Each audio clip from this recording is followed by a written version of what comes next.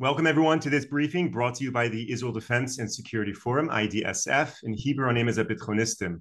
IDSF is the leading Israeli organization advocating for strong national security policies to guide the state of Israel. Thank you to all of our viewers and supporters for tuning in to this briefing. It's a great privilege to be joined by Brigadier General Amir Avivi, the founder and chairman of IDSF. General Avivi, good to see you. Thanks so much for joining today.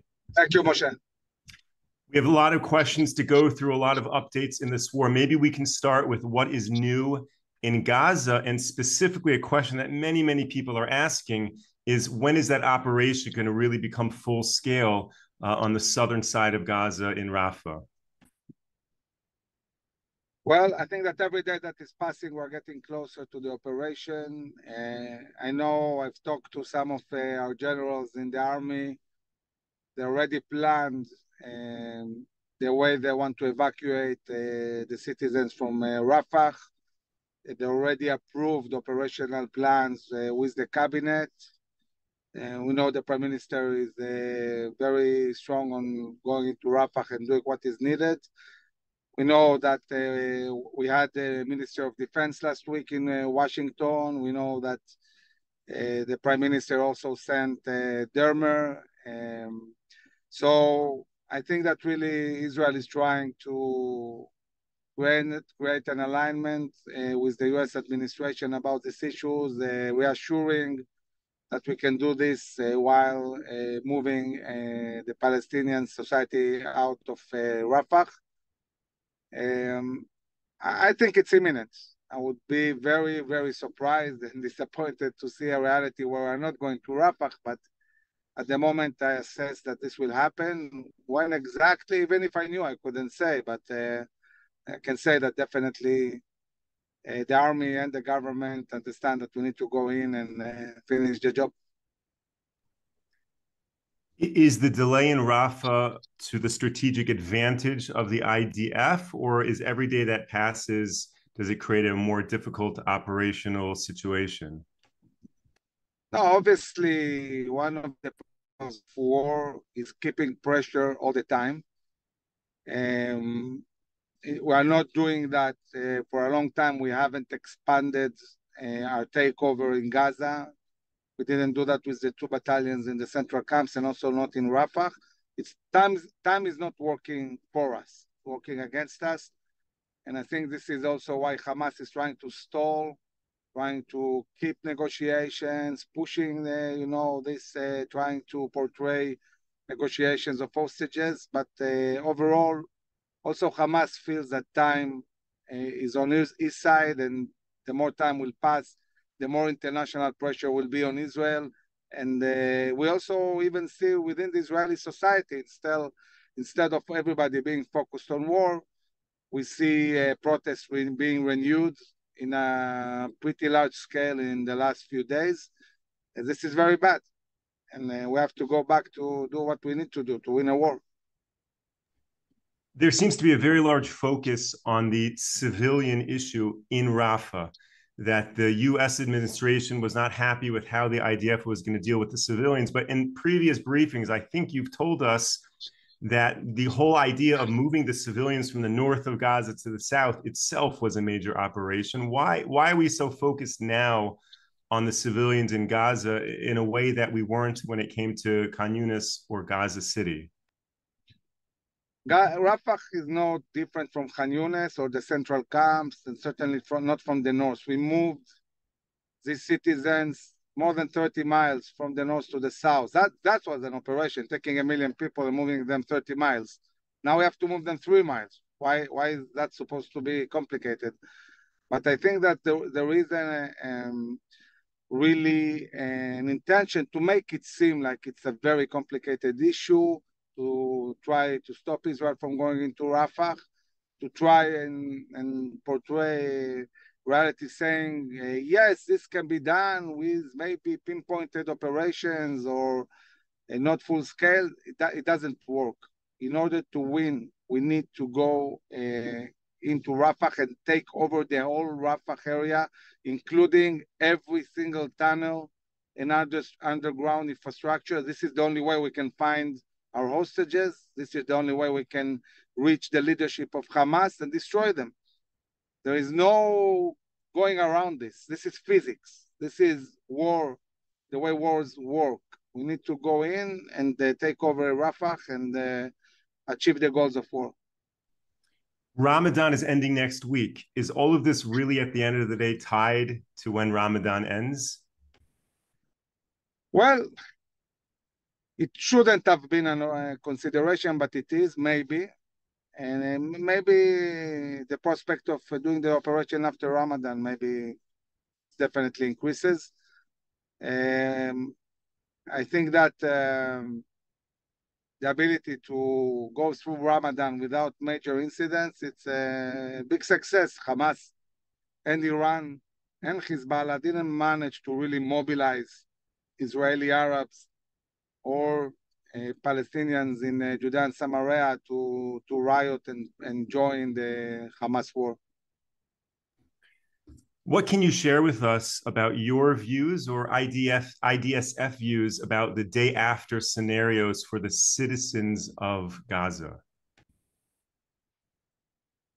So the government has stated clearly that the day after there won't be Hamas, not Palestinian Islamic Jihad, and also not the Palestinian Authority. And this leaves us with one choice. This is relying on the local clans and on civil organizations that exist in Gaza that manage civilian infrastructure. But I think that really the one thing that we in IDSF are not aligned with the army, we have a different view, and we're more maybe thinking like the Prime Minister, that the day after, there is no one day after. There is the day after, and then there's the next day and the next day. And once you bring down Hamas, there won't be the day after immediately out of the blue a new leadership in Gaza managing Gaza. The IDF will need to really take over and at least for a while deal also with humanitarian issue like the food and so on, and then gradually finding the right people. Because if you want to build a leadership from scratch, find the right people, see how to organize that, it will take time. Now, you cannot really talk to them before you bring down Hamas because everybody's scared. They're saying, you Israelis, we cannot trust you. Who knows? Maybe you won't go into Rafah. Maybe you won't destroy Hamas. And maybe the world will pressure you enough not to do it. And then what? If we talk to you, then Hamas stays. Hamas will kill us. So you cannot really have a serious discussion with anybody in Gaza without destroying Hamas first. So first we need to destroy Hamas. Then we need to be responsible. Then we start talking to people and hopefully building gradually local leadership. Okay, so that segues into another big question that has come up with regards to the new Palestinian Authority Prime Minister and the U.S. potentially endorsing his candidacy in his cabinet. How will that play into the day after for Gaza? What you're saying is it can't be the PA, yet the PA is recreating itself on some level. Nothing changed in the PA. And if we want to see a real change in the PA, no problem. I want to see the international community demanding the PA to abolish the laws they have through which they pay to slay Jews. Let's start with this. Let's see Abu Mazen stopping the payments for terrorists. Then let's see the Palestinian Authority stopping completely incitement in schools. If these two things happen, then I might say, okay, you know what, maybe I'm seeing a change. But just putting some bureaucrat responsible under Abu Mazen that is a dictator, what does it mean? You know, it doesn't mean anything. And if they continue paying terrorists for killing Jews and inciting, why are we supposed to treat them as partners? And also, we have to remember that the way the Palestinian Authority is trying to go around pay for slay is embedding all these terrorists in its own civil organizations and the police. So we have thousands and thousands of terrorists who are part of this infrastructure. This is what the PA is doing. This is why many of the last attacks we saw in Judea and Samaria came from the Palestinian Authority, not even Hamas. So when it comes to our life, and at the end of the day, we the Israelis have to live with this kind of decisions. And no European or American or anybody else is going to die because of such decisions. Israelis are going to pay with their life, and I think we paid enough. And it's time that everybody respects our right to live secure and not die in the hands of these terrorists. So we want to really have a new Palestinian leadership. We need to get serious and demand accountability. Nobody is demanding accountability from the Palestinian Authority on anything. Until we see accountability and a huge change, I don't see any point talking about the Palestinian Authority.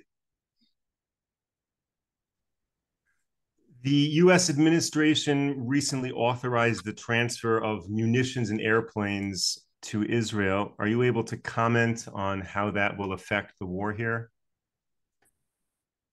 Well, we appreciate a lot the assistance of the U.S. In bringing us weapons and munitions. This is something that is crucial to sustain a long war. We have been in war 6 months, and maybe it's just the beginning.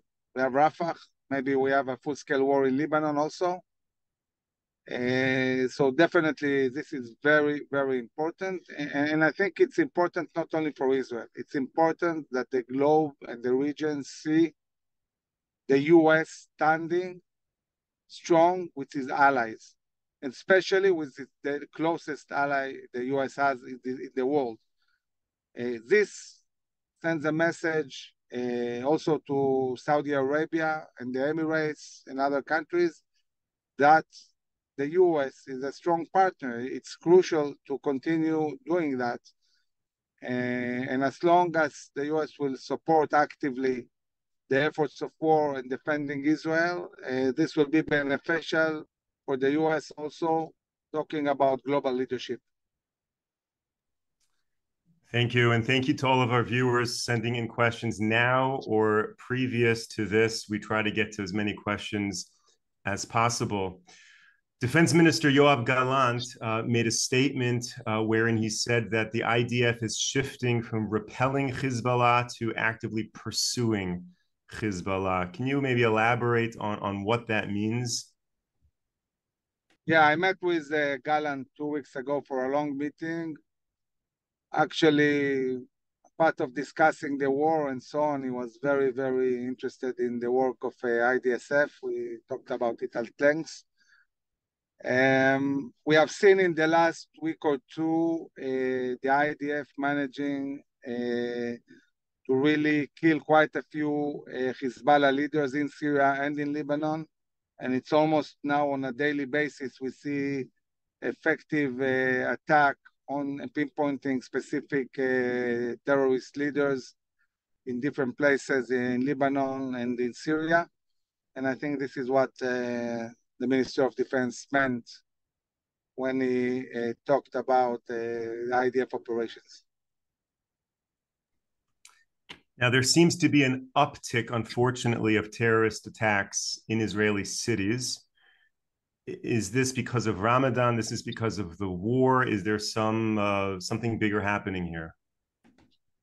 Well, I think during Ramadan, there is really a huge effort on behalf of Hamas, Palestinian Islamic Jihad, Iranians, Muslim Brotherhood, inside Israel to really try and incite and push forward attacks.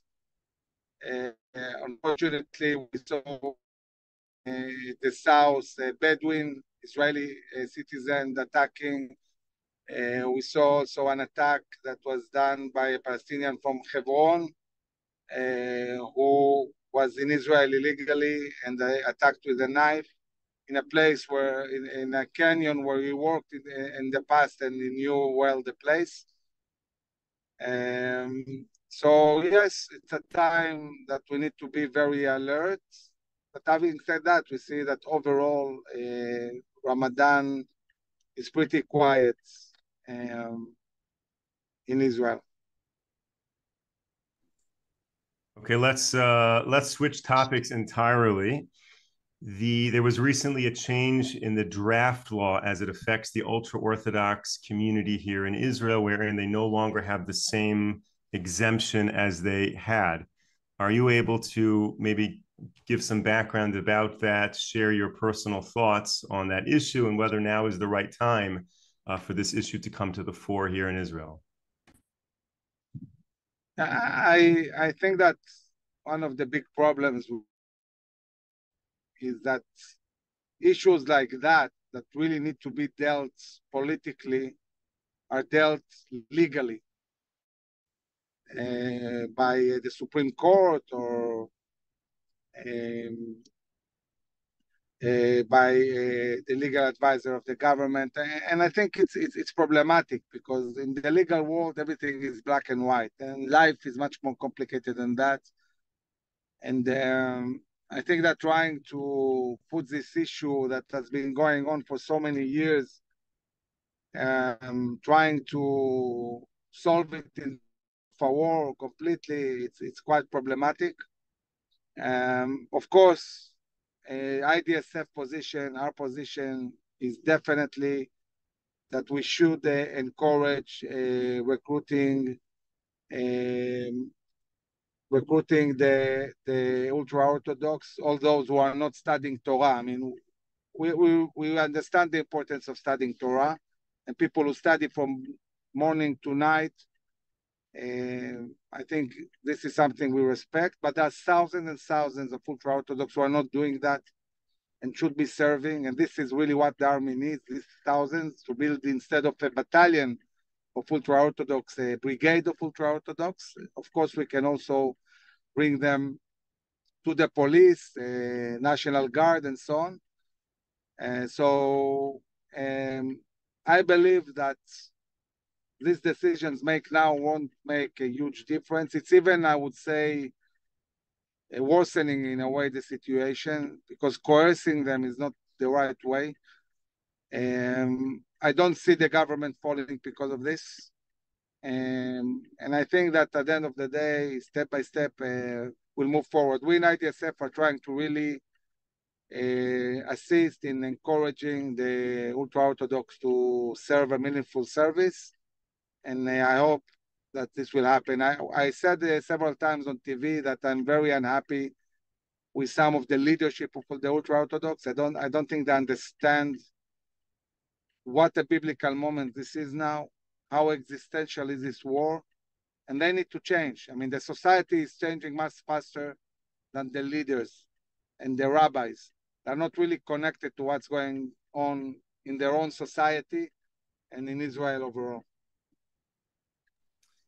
Thank you. And just following up on that, I spoke a week or two ago with General Ari Singer about his view of the Hesder accommodation. And I think it would be valuable if you could share that as well. Meaning, in your view, the IDF has made certain accommodations for the religious Zionist community. Does the IDF view those as bad accommodations that they were pushed to make, or overall those accommodations for the religious Zionists were good for the IDF, and as such, similar or related accommodations could be made for the ultra-Orthodox? I think that until the war, the IDF basically was not really interested in drafting the ultra-Orthodox. For them, it was like a pain, you know, they didn't want to deal with this. So they made accommodation, especially in the Haredi battalion. But overall, they weren't taking this too seriously. And also, I'm afraid that in the army, the guys who are actually dealing with this, they don't really understand the Haredi community. They don't bring really people who are professionals in this area. So it's done in a way, in a very unprofessional way. And now suddenly the army does want the Haredim. And if they want Haredim, they need to be professional. They need to accommodate this. They need to understand that for the Haredim, it's very important to have a surrounding that supports their beliefs. The only way to do it is really doing a Haredi brigade, which is against the overall tendency of the army not to have unique units like that, but to spread people in other units. So, for example, we had a Druze battalion for a long time, and the army dismantled it. It didn't want a Druze battalion. He wanted to Druze that serve in many different units. But this cannot be done with the ultra-Orthodox. They are different, and we have to adjust to what they need and really get the leaders to support it, because I wanted to explain what the price is for not doing that. Let's say that a Haredi guy really wants to go to the army. He's willing to do so. Let's say that even his parents overall would agree. If the leadership or the rabbi doesn't agree, his sisters, for example, won't be able to marry. It's not only about the guy who is joining the army, it's about the whole family. The whole family will be affected by that. So it's not even a solution just to talk to the people and convince them. It's not about convincing a guy to draft. This will affect his whole family. So we really need to get the leadership to understand that we accommodate the things in a way that is beneficial for everybody. And just to clarify, for many years, the ultra-Orthodox community has said that the army doesn't need them, as you're stating, but now the army does need them. Is that just for this immediate war, or moving forward, there is an understanding within Israel that there must be a larger standing army from now on? So I think that because there is an understanding that we need a big army and not like what some generals, which are not in the IDSF, thought that we need a small army. A big army requires much more soldiers. And yes, it's not for the short term. This is for the long term. We need a much bigger army. We need a much bigger ground forces. We need more battalions, more brigades, more divisions. And in this context, we also need the ultra-Orthodox. Thank you, General Avivi, for taking all of these questions. We'll end with one final question, a little bit different than usual. Last week in your briefing, many of our viewers reached out to me and said, wow, things aren't looking so good in Israel. They got this sense that you were a little more pessimistic about the war here in Israel. So maybe we could conclude this briefing with a little bit of spirit from a general who knows how to rile up and provide motivation for his soldiers. No, definitely. I mean, I think that I'm very optimistic. I mean, I think that eventually in Gaza overall, in Rafah, will win decisively. I mean, yes, we see hurdles. Yes, it takes more time than what we want, but eventually we'll go in and we'll destroy Hamas. We'll destroy them and we'll find the hostages, and then we'll deal with the north. What will happen in the north? Hard to say. But when I see the way our soldiers and commanders are excelling in combat, nothing is stopping them. I mean, I talk to the commanders who are fighting on the ground. They feel so much empowered by their capabilities to really decisively win every battle. And this is very, very reassuring. I mean, the army has improved exponentially since the beginning of the war. While we are completely destroying their capabilities, we are building huge capabilities every day, really spending and a lot of money in the buildup of forces and capabilities and technologies. And So I'm very, very optimistic. And when we'll have to deal with Hezbollah, we'll deal with them. We'll deal with them and we'll win both on both fronts. Brigadier General Miravidi, thank you so much for sharing all of that. Thank you for your leadership during this war. Thank you, of course, to all of our viewers and supporters for tuning in. We will be back with you tomorrow, 10 a.m. Eastern Time, 5 p.m. here in Israel. Again, we've now changed the clocks here in Israel, so we're back to 10 a.m. Eastern Time. Until then, stay safe, stay strong. Take care, everyone.